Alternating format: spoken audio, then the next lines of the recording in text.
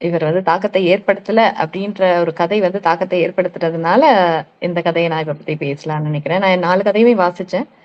எனக்கு எதுவும் இந்த கதை ஓட்டம் வந்து எனக்கு குமார் எழுதின கதை மாதிரியே இருந்தது. குமாருடைய சாயல்லயே இருந்துச்சு அந்த எழுத்து நடை. ஆ தெரியல உங்களுக்கு அப்படி தோணுச்சான்ட்டு. எனக்கு வாசிக்கும்போது அப்படி தோணுச்சு. அதனால நினைச்சேன் நானு, எப்பவுமே வந்து பாலாஜிக்கு பிடிக்கும் குமார் எழுதின கதைகள். அதனாலேயே இந்த எழுத்தாளருடைய இத குடுத்திருக்காரோ என்னவோ அப்படின்னு நினைச்சேன். சிவகுமார் கணேசன் எழுதின "இறந்தவனின் அலைபேசியிலிருந்து வரும் அழைப்பு". இத பத்தி தான் நான் பேசப் போறேன். எப்பவுமே நம்ப அ இப்ப நாஷ் சொன்னாரு, அது முடிவு சரியில்ல, ஆரம்பம் எனக்கு எப்பவுமே ஒரு கதைய வாசிக்கும் பொழுது, அத நம்மளோட ரிலேட் பண்ணிப்போம்ல.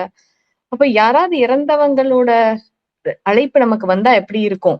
நான் ரொம்ப நாளா வந்து இன்னும் கூட என்னோட மொபைல்ல வந்து ஆ எங்க அப்பாவோட நம்பர வந்து எங்க அம்மா யூஸ் பண்றாங்க. ஆனா எங்க அப்பா இறந்தபோது அந்த நம்பர்ல இருந்து எனக்கு கால் வரும்போது, ஒரு அதிர்ச்சியாவோ, இல்ல பயமாவோ இல்ல. சந்தோஷமா தான் இருந்தது. ஆனா வந்து அத எங்க அம்மா பேசினாங்க. சோ இப்படித்தான் நம்ம இறந்தவங்க கிட்ட இருந்து கால் வரும்போது, நம்ம ஏதாவது அவங்களுக்கு துரோகம் பண்ணியிருந்தா, தப்பு பண்ணியிருந்தா தான், ஆ அந்த கால எடுக்கிறதுக்கு ஒரு பயம் இருக்கும். இல்ல யோசிப்போம். இப்ப நெறைய பேர் சொல்லுவாங்கல்ல, பேய பார்த்தா பயப்படுவாங்க. எனக்கு வந்து நினைப்பேன் நானு, ஏன் பேய் பார்த்தா அதாவது ஒரு தெரியாத ஒரு பேயா இருந்தா பரவால்ல. ஒரு தெரிஞ்ச ஆவியா இருந்தனா, "ஹேய் எப்படி இருக்க? எப்படி இருந்துச்சு அங்க சூழ்நிலை?" அப்படின்னு கேட்போமா? இல்ல வந்து நிஜமாவே வந்து ஒரு இறந்தவங்க நம்ம கண்ணு முன்னாடி வந்தா பயப்படுவோமா? தெரியல. அந்த மாதிரி தான் இந்த இறந்தவனோட அலைபேசி. இந்த பஸ் ஸ்டாப்ல அவரு வந்து உட்காரும் பொழுது, சார்ஜ் கம்மியா இருக்குன்னு சொல்லிட்டு ஃபோன ஆஃப் பண்ணிடுறாரு. ஒய்ஃப் கிட்ட சொல்றாரு, "நான் வந்து சேர்ந்துருவேன். சார்ஜ் கம்மியா இருக்கு. 9% தான் இருக்குன்னு" ஆஃப் பண்ணிடுறாரு. ஆனா வந்துட்டு ஃபோன் ரிங் ஆகுது. இவர் தூங்கிட்டாரு, ரிங் ஆகுது. இப்ப இந்த எழுத்தாளர் பார்த்தோன்னா, அந்த இன்னொன்னு கதையிலயும் அவருடைய பயணம், அந்த சூழல எழுதியிருக்காரு. இங்கேயும் அதே பஸ் பயணத்துடைய சூழல் எழுதியிருக்காரு. நான் சொன்ன மாரி அதுலயும் வந்து ஜானகி அப்படின்ற கதாபாத்திரம் எப்படி விசு படத்துல எல்லா இடத்துலயும் வருமோ, அதே மாதிரியான அந்த கிரேசி மோகன் படத்துலலாம் கூட இதே மாதிரி ஒரே ரிப்பீட்டட் ஹீரோயின் பேர் வைப்பாங்க. அந்த மாதிரி தான் இந்த சிவகுமார் கணேஷ் எழுதுறாரு அப்படின்னு நெனைக்கிறேன். இப்ப ராதா அப்படின்னு இருக்கும். அப்ப வந்து ராதான்னும்போது அவரு உடனே ஃபிளாஷ்பேக் போகுது. அந்த ஃபிளாஷ்பேக்ல வந்து நெறைய விஷயங்கள் அவருடைய நண்பர்கள பத்தி, அவருடைய காதல பத்தி, அப்புறமா அதுல நடந்த துரோகம் பத்தி, துரோகம்னு சொல்ல முடியாது. ஆ என்ன சொல்றது? இவரு ஒரு பொண்ண விரும்புவாரு. ஆனா அந்த பொண்ணு வந்து இவருடைய நண்பர விரும்பும். அதனால அவங்க 2 பேருக்குள்ள இவர் வந்து ஒரு சண்டைய ஏற்படுத்திடுறாரு. அவர் வந்து 2 பேரும் தனித்தனியா வேற கல்யாணம் பண்ணிக்கிறாங்க. இவரு இறந்துடுறாரு. இறந்த பிறகும் இவருக்கு அந்த குறுகுறுப்பு இருக்கும்ல. நம்ம தான் இந்த விஷயத்த செஞ்சோன்ட்டு இவருக்கு மட்டும் தெரியும்ல. அத வந்து எங்க கன்ஃபஸ் பண்றது? அததான் இந்த ஒரு அ காலா வரா மாதிரி இவருக்கு காட்டுறாங்க. பட் வந்து கடைசியில வந்து இவரு ஒரு குறிப்பா சொல்றாரு. இந்த மாரி நான் இந்த இடத்துல ரிசீட் வச்சிருக்கேன். அங்கருந்து எடுத்துட்டு போய் ஆ என்னோட குழந்தையா, மனைவியான்னு தெரியல. ஏன்னா ஒரு இடத்துல ஜமுனான்னு இருந்தது. இன்னொன்னு இடத்துல யமுனான்னு இருந்தது. ஒருவேள அ வேற வேற ஆளா? இல்ல ஒரே ஆள் தான் பேரு தப்பா போட்டுருக்கா என்னன்னு எனக்கு தெரியல.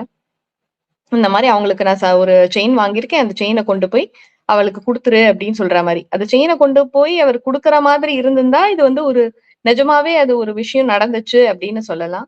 அந்த மாதிரி எதுவும் காட்டாத பட்சத்துல, ஆ இது வந்து ஒரு இல்யூஷன் இல்ல ஹெலுசினேஷன் அப்படின்னு ஏதாவது அ அவரே வந்து நெனச்சுக்கிறாரு. அவருடைய சுயம் ஆ ஓட இதனால அந்த குறுகுறுப்பால அந்த ஒரு இவர் இறந்துட்டாரு. ஆனா இவர் கன்ஃபஸ் பண்ண முடியலையே அப்படின்ற ஒரு விஷயத்தால கூட அவர் வந்து அந்த மாதிரி இவருக்கு தோணியிருக்கலாம். ஆனா இவரு வந்து ஃபர்ஸ்ட் டைமும் கால் எடுக்க மாட்டாரு. திருப்பியும் பிரேக் இருக்கும். திருப்பியும் வருவாரு. இவர் மத்தவங்கலாம் பார்ப்பாரு. இது என்னது இது? கனவா? நிஜமா? அப்படின்னு குழப்பி தான் வந்து எடுப்பாரு. ஆனாலும் வந்து அந்த கால எடுத்து பேசுறாரு. எடுத்து அவரு வந்து எடுத்த உடனே அவர் சொல்றாரு. சாரிலாம் சொன்ன உடனே அவர் சொல்றாரு, "உன் இடத்துல நான் இருந்தாலும் நான் அப்படித்தான் பண்ணியிருப்பேன்" அப்படின்னு. நெறைய விஷயங்கள் அப்படித்தான். நம்ம வந்து ஒரு விஷயத்த வந்து சண்டை போட்டு பேசி அத சமாதானம் படுத்துற வரைக்கும் அப்படிதான் இருக்கும். அந்த துரோகத்த அவங்க சொல்லும் பொழுது, அந்த பெரிய மனுஷத்தனம் இருக்குல்ல, மன்னிக்கிறது. It's okay. எனக்கு தெரியும். நான் தான் அப்படி பண்ணிட்டேன் அப்படின்னு சொல்றது. அதுதான் ஒரு இது. சோ இந்த கதையில நான் அந்த மாதிரி ஒரு விஷயத்த தான் அ நான் பார்த்தேன். இதுல வந்து ஒரு அ மர்மமான முறையில வந்து ஒரு இறந்தவரோட கால் அப்படின்னு இருந்துச்சு. உணர்ச்சி இருந்தது. நெறைய உணர்வுகள வந்து சேர்த்த மாதிரியா இருந்தது. எழுத்து நடை ரொம்ப சீரா இருந்தது. நல்ல selection of stories Balaji. Thank you so much. ரொம்ப நாள் கழிச்சு வாசிச்சிருக்கேன்.